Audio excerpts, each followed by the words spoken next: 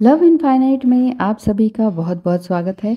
बहुत अच्छे होंगे आप, सुखी होंगे, स्वस्थ होंगे, इसी आशा के साथ वीडियो को शुरू करते हैं, जिसमें है पितृदोष, वो भी कुंडली से।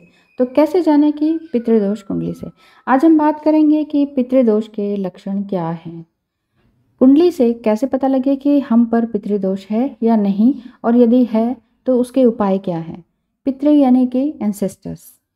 चलिए सबसे पहले जानते हैं कि पितृदोष होता क्या है। हमारे पूर्वज या फिर एंसेस्टर्स जो अपना जीवन काल पूरा कर चुके हैं, यदि हमने उनका अंतिम संस्कार विधिवत पूरा नहीं किया, अमावस और पितृपक्ष में उनका तर्पण या अन्नदान नहीं किया, तो यह पितृदोष लगता है। इसमें हमारे पूर्वजों की आत्मा भटकती रहती है और उनका अंतिम संस्कार विधिवत पूरा न होने से हमें लगातार श्राप देती रहती है। पितृदोष के और भी लक्षण हैं और भी कर्म हैं, ज़्यादा बताऊंगी तो वीडियो बहुत लंबी हो जाएगी। अगर इस तरह के लक्षण आपको भी दिखते हैं तो ये आपके जीवन में समस्याएं क्रिएट करते हैं। पहला लक्षण है बरकत नहीं होना, धन की कमी हमेशा लगते रहना, पारिवारिक कलह, स्त्रियों का अपमान होना, घर की स्त्रियों की परिवार में किसी भी तरह से अहमियत ना होना, स्त्रियों का काम करना लेकिन रोते रहना, बुजुर्गों की कोई नहीं सुनता, पिता पुत्र दुश्मन हो जाते हैं, संतान पिता से अलग चलने लगती है, कहना नहीं मानती है, संतान परिवार से अलग ही रहेगी, घर में अशांति रहेगी, बाहर निकलते ही मन को सुकून मिलने लगेगा और घर आते ही कलह होने लगेगी। तो ये लक्षण है पितृदोष का पहला। दूसरा, कोई भी पालतू जानवर या पक्षी आपके घर में है तो वो स्वस्थ नहीं रहता। तीसरा, पति पत्नी में अलगाव बना रहता है, झगड़ा होता रहता है, तलाक की नौबत आ जाती है या हो ही जाता है, नौकरी में दिक्कत आती है चाहे गवर्नमेंट जॉब ही क्यों ना हो, मन अशांत रहता है, वृक्ष या फिर तुलसी का पौधा सूख जाता है, स्वभाव क्रूर हो जाता है, बात बात पे गुस्सा आने लगता है, पिता या बुजुर्ग को परिवार वाले बिल्कुल बेवकूफ़ समझते हैं, फॉर ग्रांटेड लेते हैं। विवाह में देरी होती है, विवाह ना होने के कारण और समस्या हो जाती हैं, विवाह जीवन में कलह होने लग जाता है, वैवाहिक जीवन में, परीक्षा में आप बार बार असफल होते हैं, बहुत मेहनत करते हैं, बहुत कोचिंग लेते हैं लेकिन फिर भी असफल हो जाते हैं, तो ये भी पितृदोष का लक्षण है। नशे का अनायास ही आदी हो जाना, कभी आपने नशा नहीं किया किसी भी तरह का लेकिन अचानक ही आप इस ओर मुड़ गए कि आपको भी नहीं पता चला। गर्भपात हो जाना, गर्भधारण की समस्या होना, निर्णय लेने की क्षमता का अभाव, बच्चे की अकाल मृत्यु हो जाना, ये भी पितृदोष का लक्षण है। पैसे आ रहे हैं पर खर्चा कहाँ हो रहा है पता नहीं चलता, जीवन में दुर्घटनाएं होने लगती हैं, घर के लोगों में मन में तो प्रेम है पर साथ बैठते ही झगड़ा शुरू हो जाता है और आप ये सोचने लगते हैं मैं तो इन्हें प्यार करता हूँ लेकिन पता नहीं क्यों लड़ाई हो जाती है हमारी जब भी हम बैठते हैं। तो कोई भी बात पर डिस्कशन शुरू करते हैं, विद इन 1-2 मिनट आपका झगड़ा शुरू हो जाता है। प्रेम है, साथ रह रहे हैं लेकिन लड़ रहे हैं। घर के बुजुर्गों के फैसले गलत साबित होते हैं और घर में गरीबी आ जाती है।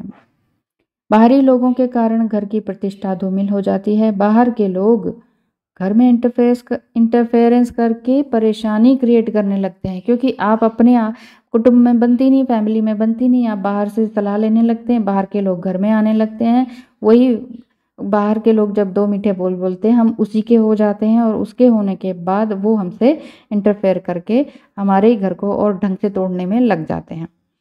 घर सूना सूना लगने लगता है, घर में रौनक नहीं लगती, घर में सब सजावट तो रहती है, सफाई भी रहती है लेकिन घर काटने को दौड़ता है, खाली खाली लगता है। और क्या लक्षण हैं, अभी उपाय भी बताती हूँ, पहले लक्षण देख लें। अगर आपके पास आपके घर में इस तरह से आपको महसूस हो रहा है, दिखाई दे रहा है, तो इट मीन्स आपको पितृदोष अवश्य होगा। परिवार धीरे धीरे छोटा होता चला जाता है, भाइयों में अलगाव हो जाता है, विवाह बड़ी मुश्किल से होता है, विवाह के बाद भी अच्छी लाइफ नहीं चलती, प्यार मोहब्बत उसमें नहीं बना रहता और घर में कोई ना कोई रोग बना रहता है। घर के प्रमुख जो है गलत फैसले लेते हैं और पूरे परिवार को संकट में डाल देते हैं। मतलब कि घर के किसी मुखिया ने ऐसा फैसला ले लिया कि लोन ले लिया बहुत बड़ा, और फिर वो लोन चुकाया ही नहीं गया, क्योंकि पितृदोष है तो वो कुछ होने ही नहीं देते हैं, कुछ अच्छा होने ही नहीं देते हैं। पैसा अटक जाता है, रिश्तेदार घर आना बंद कर देते हैं, आते भी हैं तो बहुत नखरे दिखाते हैं, पैसा खर्च करवाते हैं, पड़ोसियों से बनती नहीं है, और अगर नई बहू घर में आ जाए तो उससे भी नहीं बनती, और उसको संतान पैदा होने में भी तकलीफ होती है। प्रेम संबंध तो होता है पर विवाह में तब्दील नहीं हो पाता, और ऐसा प्रेम संबंध मृत्यु पर्यंत का दुख दे जाता है। धन प्रतिष्ठा की भी हानि होती रहती है। पितृदोष समाप्त किए बिना दुख दर्द कम नहीं होगा।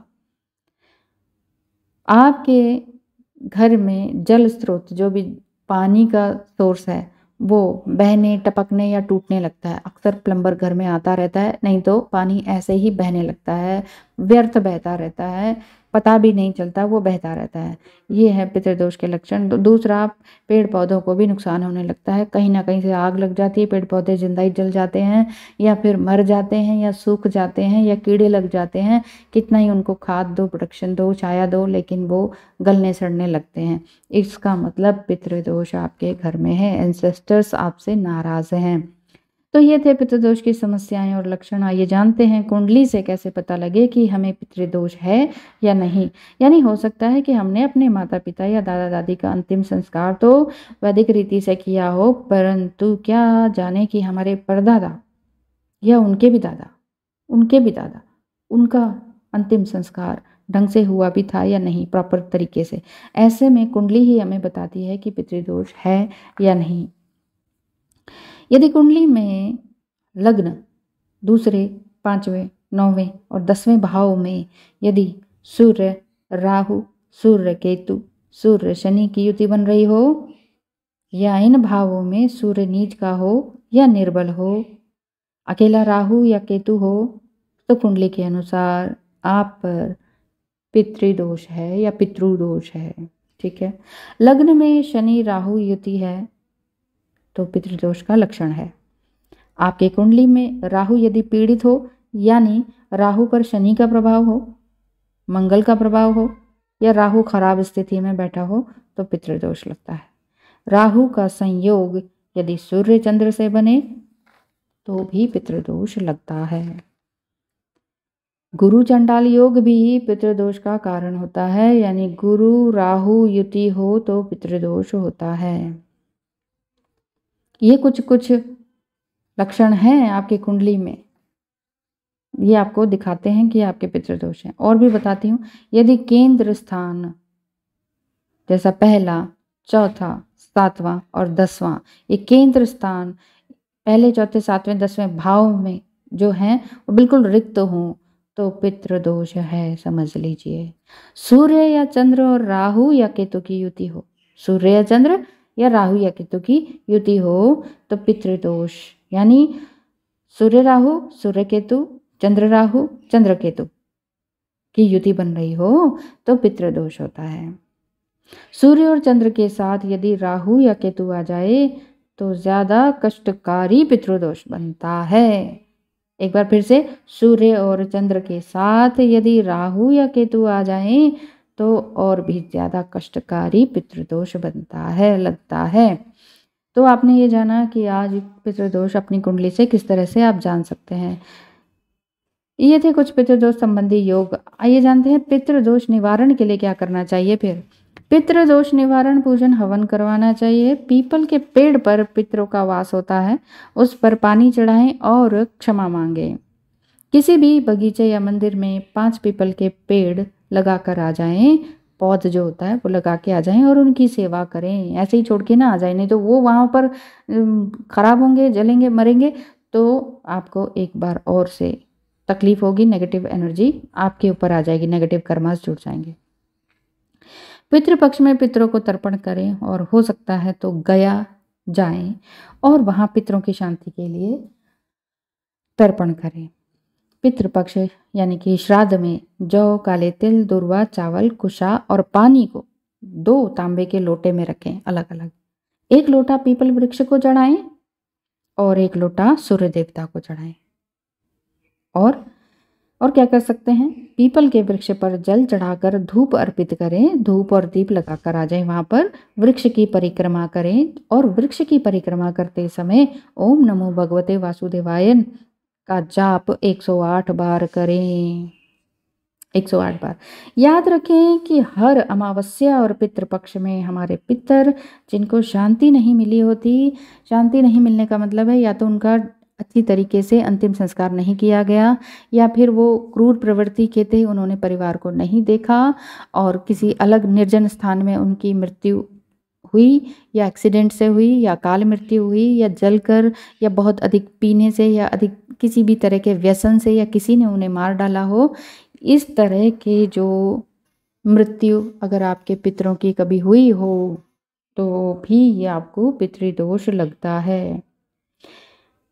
अमावस्या और पितृपक्ष में हमारे पितर को अगर शांति नहीं मिलती है तो वो, जिनको शांति नहीं मिली होती, वो सभी हमारे घर की दहलीज पर आकर खड़े हो जाते हैं, ये ध्यान रखिएगा अमावस्या के दिन।